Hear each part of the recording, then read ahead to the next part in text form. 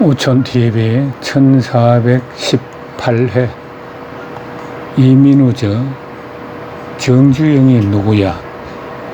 바이칼호와 기업가 정주영을 만나겠습니다. 이민우저 정주영이 누구야? 바이칼호와 기업가 정주영.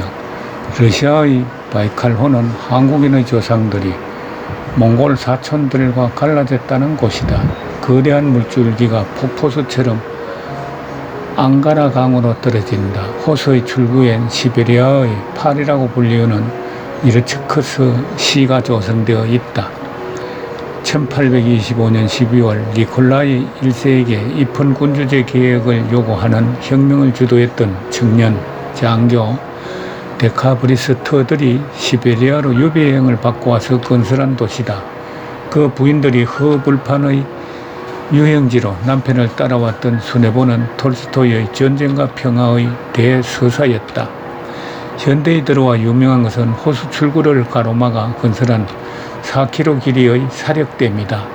스탈린 시대 10년을 걸러 완공한 거대한 댐이다. 현대건설 회장 정주영은 이 사력댐을 모델로 삼아 소양강댐을 건설하였다. 본래 한일 국교 정상화 후 일본의 경협 자금으로 세운 큰 사업은 경부고속도로, 포항제철, 서울지하철 1호선이다. 여기에 소양강댐을 추가할 수 있다. 소양강댐 완성 전에는 장마철마다 한강이 범람하여 서울의 저지대가 물바다에 잠기게 하는 게 연례 행사다. 그러한 만성적인 한강 홍수에 마침표를 찍은 토목공사였다. 1973년 완공한 이 댐은 길이 530m, 높이 123m, 저수량이 29억 톤에 이르는 우리나라 최대의 다목적 댐이다. 원래 소양강댐은 일본 경업자금을 쓰기 때문에 일본의 도요 엔지니어링에서 막기로 내정되어 있었다. 그런데 현대건설의 전가본 과장이 댐 건설 사례들을 조사하다가 바이칼호의 사력댐을 공부하게 되었다. 사력댐이란 흙으로 짓는 것이다. 한가운데 찰흙을 메워 넣어 물이 새지 않도록 하고 그 양옆으로 돌, 모래와 흙을 쌓아서 댐을 완성하는 것이다. 경부고속도로를 킬로미터당 1억 원의 저가로 완성하여 박정희 대통령의 신임을 얻은 정주영 회장은 정가본 과장의 의견을 듣고 바로 박 대통령에게 사력댐으로 건설해야 한다고 건의하였다. 박 대통령 그렇다면 청와대에서 일본 도요 엔지니어링 측과 현대건설 양자가 논쟁해보라고 자리를 마련하였다. 일본의 도요 엔지니어링 회장은 엔지니어 중역들을 대동하여 참석하였고 정주영 회장은 전 과장만 데리고 참석하였다. 먼저 일본 측 회장이 기선을 제압하기 위하여 정 회장의 학력이 어떤지를 물었다. 정 회장은 고향 통천에서 소학교를 졸업했다고 답하였다. 그랬더니 일본 회장은 여기 참석한 중역들은 모두 도쿄 제국대학 공학 박사들로 수풍댐을 설계한 전문가도 있다고 말하고 세계적인 추세는 수풍댐과 같이 콘크리트 중력식으로 튼튼하게 짓는 것이라고 소양강댐도 그래야 마땅하다고 주장하였다. 이에 대해 정 회장을 수행한 전 과장이 바이칼호 사력댐의 예를 들어 재원이 부족한 한국에서는 국내 자원을 활용해야 한다고 하면서 사력댐이 옳다고 주장했다. 그 당시 한국에는 시멘트와 철근도 충분하지 않은 시기였다. 덧붙여서 소양강댐은 휴전선에서 가까운 지역이기 때문에 북한군의 폭격으로 콘크리트 댐이 붕괴하면 인근 지역뿐만 아니라 한강수계의 하류에 있는 서울 전체가 물바다가 되어서 피해가 막대할 것이라고 지적하고 사력댐의 경우 포탄을 맞아도 댐 전체가 무너지는 일은 없다는 점을 강조했다. 포병장교 출신인 박정희 대통령은 무릎을 치면서 사력댐으로 하자고 결론을 내렸다. 이러한 경위로 사력댐 건설을 위한 입찰 경쟁이 1967년 소양강 현장에서 시작되었다. 이명박 사장 일행이 입찰 금액을 써냈는데 매달리는 동안 정주영 회장은 본사 비서실에 전화를 하였다. 지금 당장 정사원을 풀어서 서울시의 상습 침수 지역에 버려진 땅들을 매입하라고 지시하였다. 즉 각 압구정동, 잠실, 풍남동 지역의 저지대 땅들을 사들였다. 지금도 그 지역엔 아산병원을 비롯하여 현대아파트가 많이 들어선 여인우다. 88 올림픽을 대비하여 한강변의 잡초무성한 둔치를 깨끗하게 정리하여 강변 고속도로를 만든 것도 정주영의 아이디어였다. 1970년대 석유파동 이후 한국은 경제난국을 벗어나야 했다. 정주영은 오일 달러를 벌어들이기 위해 중동지 인출에 앞장섰다. 1976년 2월에는 사우디 주베일 신항만 건설공사를 9억 3천만 달러로 낙찰하였다. 20세기 최대의 건설공사로 불렸던 이 사업은 그해 우리 예산의 절반에 해당하는 규모였다. 정주영의 사전에 불가능이라는 없었다. 안 된다고 하는 직원들에게 이봐 해봤어?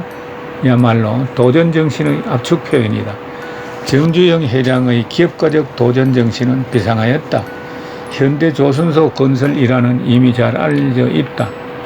박정희 대통령은 오원철 경제수석의 분석보고로 중공업 중에서도 상대적으로 노동 집약적인 조선산업 추진이 필요성을 확인한 다음 정주영 회장을 불러서 조선업을 시작하도록 요청하였다. 당시 수십만 톤의 대규모 유조선을 짓는 것은 마치 맨바닥에 박치기 하는 것과 같았다. 무엇이라도 도전하는 천하의 정주영도 경험이나 자금 조달이 막연하여 난색을 표했다. 박정희 대통령은 불같이 화를 내면서 일을 맡지 않으면 감옥갈 각오하라고 윽박질렀다. 정 회장이 출구를 못 찾을 정도로 홍비백산하여 청와대를 나와서 다음날 바로 런던으로 출국하였다.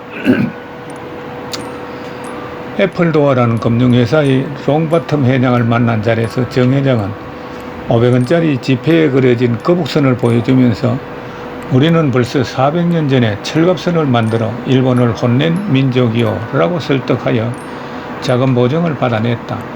그리스 선박왕 이바노스와 극적으로 판매 계약을 체결하여 드라이독 건설과 26만 톤급 유조선 2척의 건조 작업을 동시에 진행하였다.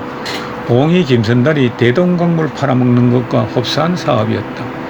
드디어 드라이독을 완성해서 물을 채우는 동시에 최초의 유조선이 바다로 진수하였다. 한국에서 만든 유조선이 바다에 뜨겠느냐고 견제하던 일본 쪽의 소리도 쏙 들어갔다. 기업인 정주영은 주도 면밀하였다. 수만 명의 용접공은 단시간에 육성하기 위해 모든 방법을 다 동원하였다. 심지어 1972년 시작한 반포 아파트 건설 현장에서도 많은 용접공을 길러냈다. 이 아파트 난방 시스템은 옛날의 스팀식이 아니고 온수식이었다. 방열 라디에이터에 온수를 순환시켜 난방하는 것이다. 틈이 있으면 물이 새기 때문에 완벽한 용접이 중요했다. 용접공 교육장이 되었다. 현대뿐만 아니라 대우, 삼성, 중공업의 용접공은 이제 기술과 경험에 쌓여 특 A급의 완벽한 기능인도 수천 명을 넘는다. 한국인의 손재주가 만개한 것이다. 그 덕분에 한국이 1995년 건설한 방사간 가속기 700m 길이의 뚜꾸한 강철판의 용접도 완벽하게 할 수 있게 되었다. 급격한 기압 변화에도 철강판이 터지지 않기 위해서는 고난도 용접의 기술이 필요했다. 먼저 시작했던 인도보다도 한국이 앞서 완공한 것이다. 한국 경제가 전 세계 6대 강국으로 진입하는데 초기 경제인들의 이러한 기업가 정신이 결정적으로 중요했다. 물론 전 국민의 피와 땀이 합쳐져 종합적인 결과이지만 정주영, 이병철, 김우중 등의 기업가 정신이야말로 정말로 값진 것이다. 그들의 기업가 정신이 없었다면 우리는 스페인이나 이탈리아를 능가하지도 못했고 동남아 국가들조차도 앞지르지 못했을 것이다. 동남아의 화상들이 회임 기간이 긴 장치 산업의 투자를 기피하고 주로 서비스 산업에서 부를 축적한 것과는 대조적이다. 우리의 기업가들이 목숨을 건 듯이 도전하여 성공함으로써 엄청난 큰 부가가치를 창출한 덕분에 그 혜택을 5천만 한국민이 지금 나누고 있다. 한국인의 소비 수준을 받쳐주는 주요 원천 기업들이 만들어낸 높은 부가가치에서 나오는 것이다. 먼저 봤던 나라에서 주는 나라로 변한 것도 그러한 결과였다. 더욱 중요한 점은 정치 지도자의 안목과 지도력이다. 이승만 대통령의 자유정신, 박정희 대통령의 하면 된다라는 주인의식이 국민을 통합하여 이끌었다. 그러한 지도력 없이는 국민이 깨어나는 데 더 많은 시간이 걸렸을 것이고 전후 독립한 140여 개 다른 신생국들과 다를 바 없었을 것이다. 이념의 각기 등으로 사회 분열이 격화되고 젊은이의 도전정신이 위축되어 나라 전체가 흔들리는 이 시기에 비전과 용기를 가진 지도자의 역할이 무엇보다 중요하다. 우리는 할 수 있다는 자신감을 되찾아야 한다.